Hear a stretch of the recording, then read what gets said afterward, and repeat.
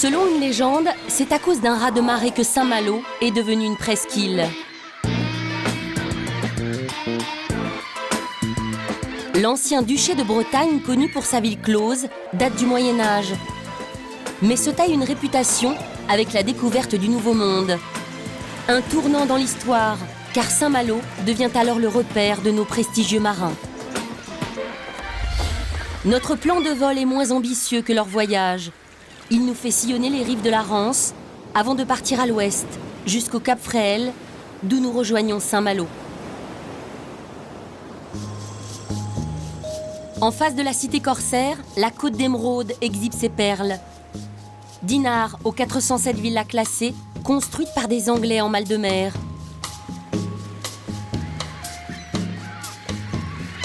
À côté, le village de Saint-Lunaire devient une station balnéaire grâce à un riche haïtien.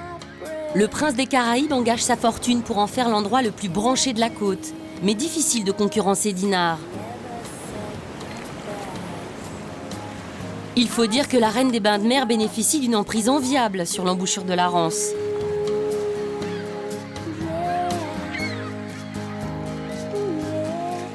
L'estuaire est situé dans une région où l'amplitude des marées est la plus forte d'Europe. Un phénomène exploité dès le Moyen-Âge, époque à laquelle jaillissent les premiers moulins à marée. Il y en a 14, de part et d'autre du fleuve. Certains tournent, vaille que vaille, d'autres ont disparu sous la vase.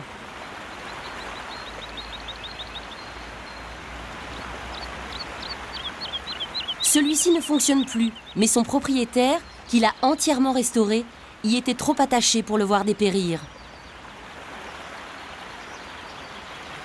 J'étais en train de regarder ce qui reste des engrenages là.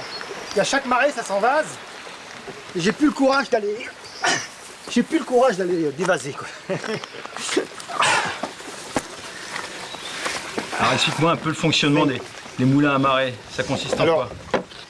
La mer rentre dans cet étang, qu'on appelle l'étang de retenue. Et quand la mer va être donc haute, à marée descendante, qu'est-ce qui va se passer? La porte, avec le courant, va se fermer automatiquement. L'eau est prisonnière. On a capté cette fameuse 14 mètres de différence. Il faut attendre que la mer baisse complètement. Quand il n'y aura plus d'eau côté mer, à ce moment-là, on aura créé cette fameuse chute. Ici, dans l'étang, il y a de l'eau. Il n'y a plus d'eau en mer. On va pouvoir ouvrir et faire tourner la roue. Voilà.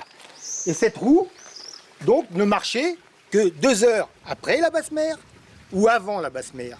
Mais ça ne tournait pas 24 heures sur 24. En fait, c'était quoi? C'était les ancêtres de l'usine marémotrice.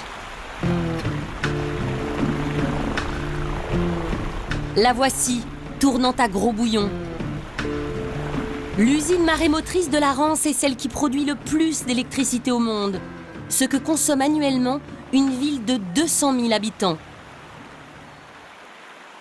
L'énergie marémotrice est à la Rance ce que les malouinières sont à Saint-Malo, inséparables. Ces résidences servaient de pied-à-terre aux armateurs où ils jouissaient des richesses rapportées des Amériques ou des Indes. Il y en a plus d'une centaine dans la région. C'est dire la convoitise suscitée par les lointains Eldorado. La majorité des malouinières sont tombées en décrépitude, à l'exception de quelques-unes, comme celle du Puy Sauvage. Un héritage lourd à porter, avant qu'il ne devienne une œuvre collective. Ils sont bien les piquets de Philippe. Hein. Ils sont super, ouais. Mais ils sont un peu gros. On voit que ça. On a créé une association de jardins partagés, c'est-à-dire que chacun vient cultiver ses légumes au Puy Sauvage et en même temps me donne un coup de main dans l'entretien du jardin, tout simplement. Et puis là, je me rends compte que les gens viennent spontanément vers 5-6 heures du soir après le boulot pour discuter avec d'autres, quoi. En fait, on vient là comme on viendrait dans un café pour voir des gens.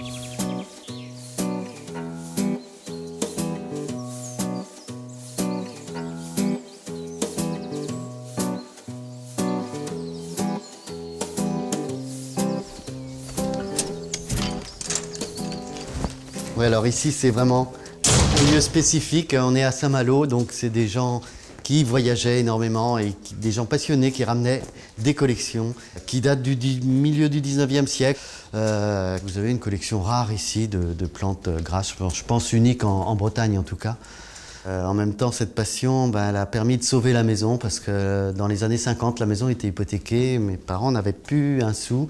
Et mon père qui a dit on va les vendre, et puis au bout de 4-5 ans, la maison était sauvée. Elle est restée dans la famille.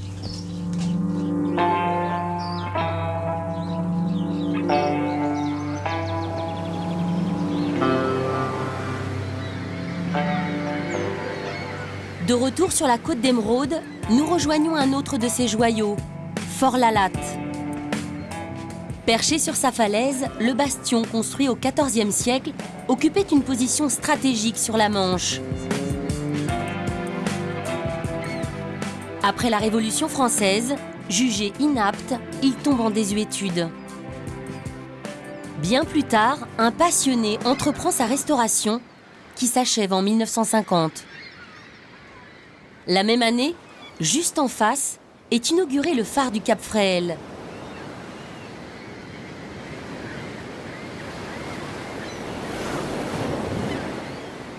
Le bâtiment se dresse à côté de la première tour éclairante, érigée par Vauban.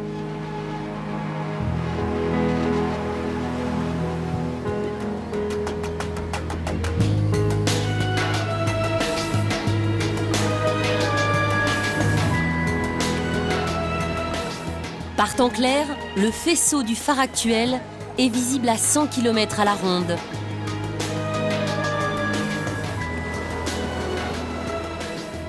Ainsi éclaire-t-il sans peine le château de Saint-Malo, incarcéré dans ses remparts, posé à même la roche.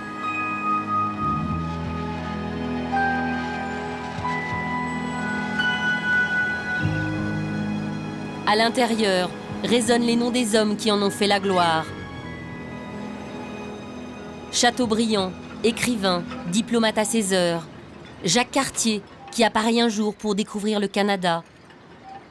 C'est d'ici enfin que le corsaire Surcouf montait à l'abordage des marines ennemies. Ces Anglais contre lesquels les batailles navales n'en finissent jamais. Foi de Bob Escoffier, armateur de Saint-Malo. L'Étoile du Roi, c'est devenu la star parce que c'est le plus grand, c'est le plus majestueux avec ses 47 mètres et ses 3 mâts carrés. Bon, c'est la réplique d'une frégate corsaire que nos amis anglais nous ont capturée en 1746, dont ils se sont inspirés pour faire une lignée de frégates corsaires. Et nous, on est allé la reconquérir l'année dernière en Angleterre. Malheureusement, pas à coup de sabre et de mitraille, avec un petit chèque de la banque. Mais voilà, tout ça, ce sont des jolis bateaux. Et je pense qu'en plus, derrière, avec les remparts de Saint-Malo en arrière-plan, c'est un beau spectacle. Un spectacle qui rassemble chaque été 200 000 visiteurs à qui nous offrons ce dernier point de vue sur la ville, la mieux gardée de Bretagne.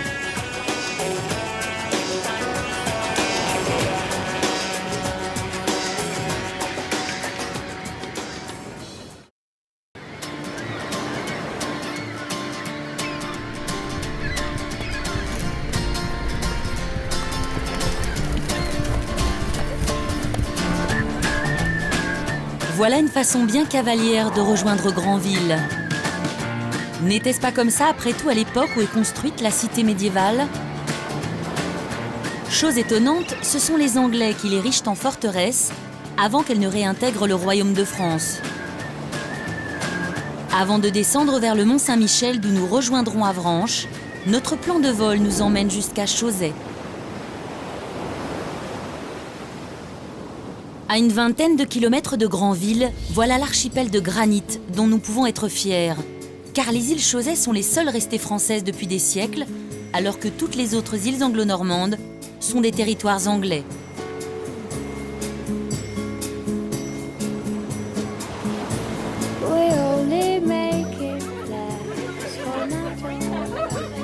Avant qu'elle ne fasse le bonheur des chasseurs de paradis, le chapelet d'îles servait de cachot aux navigateurs de contrebande.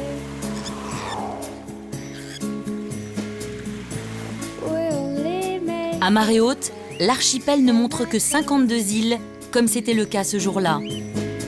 Mais quand la mer se retire, il en apparaît 365, faisant de Chausey le plus grand archipel d'Europe.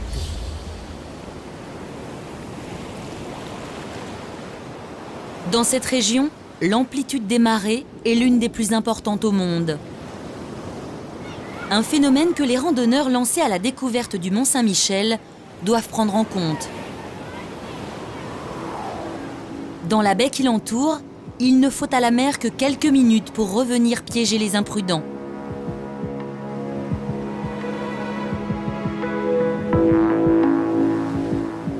Lieu de pèlerinage dédié à Saint-Michel, il est avec ses 3,5 millions de visiteurs par an, l'un des sites les plus visités en France.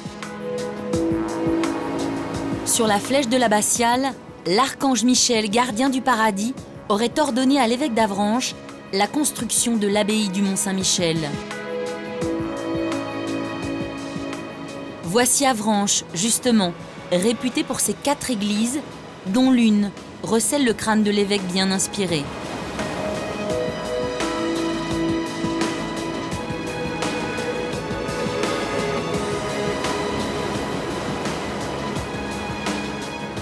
Retour sur la baie. C'est grâce au mouvement des marées que se forme la tangue, un fertilisant composé d'alluvions et de coquillages brisés.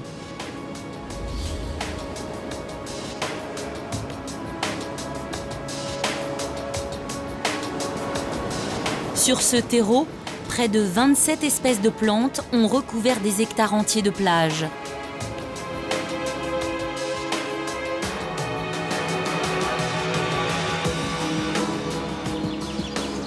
Des étendues herbeuses où pâturent les fameux agneaux de Pré-Salé.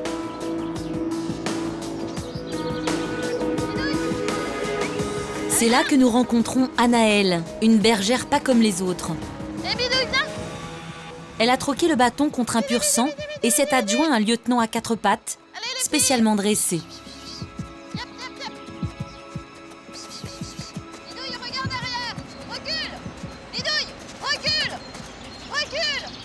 Par instinct, en fait, le chien, il les encercle, il les contourne, il les rassemble. Et c'est un prédateur pour la brebis. Donc c'est vraiment l'instinct de la brebis qui a peur du chien et l'instinct du chien de chasser, en fait. C'est jouer avec les instincts, quoi. Allez, Bidouille, amène! Bidouille, viens! Viens, viens à gauche! Bidouille, viens! Sauf que là, il rassemble et il ramène, mais pour nous. Sans chien, il faudrait être 50 pour rentrer un troupeau comme ça. Et encore, je suis pas sûre qu'on y arriverait.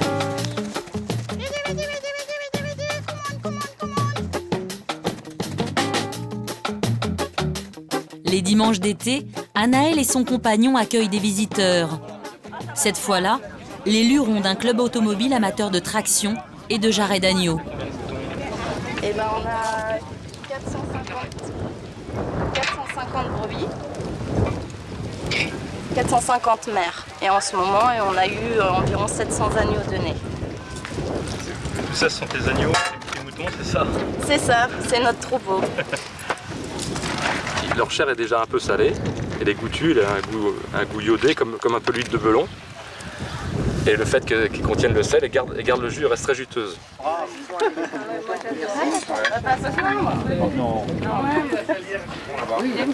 C'est comment on tire à la carabine. À force d'organiser ses méchouis, François est passé maître dans l'art de la cuisson à la ficelle. Merci. En fait, de la baie, on peut manger à cette époque-là. C'est l'époque de l'agneau, c'est l'époque de la salicorne, c'est l'époque du mulet. On peut se nourrir de la baie. Manger le mouton de Pré-Salé à cet endroit-là, c'est le bonheur. On peut pas trouver mieux.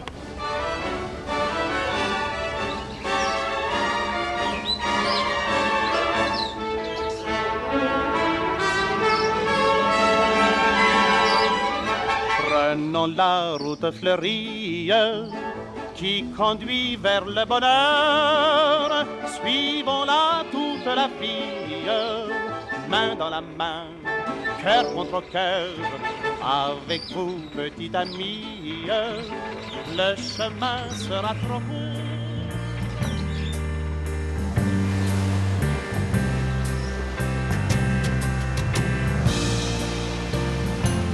Au terme d'un week-end toujours trop court, Saint-Michel a déjà pris la clé des champs. Aux lueurs du crépuscule, Granville, celle qu'on surnomme la Monaco du Nord, s'alanguit sur son rocher.